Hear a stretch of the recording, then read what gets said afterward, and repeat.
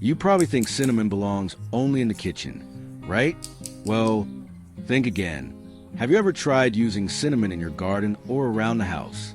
It might surprise you how powerful this simple spice can be when used the right way. Start by adding half spoon of ground cinnamon into half a liter of warm water.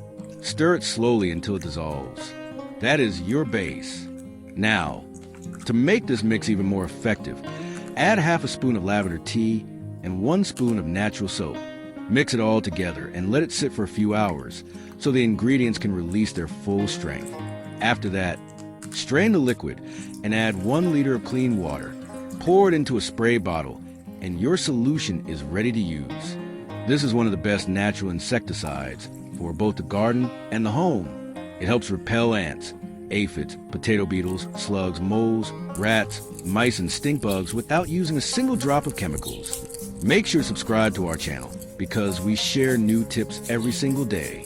It is completely free and we thank you for your support.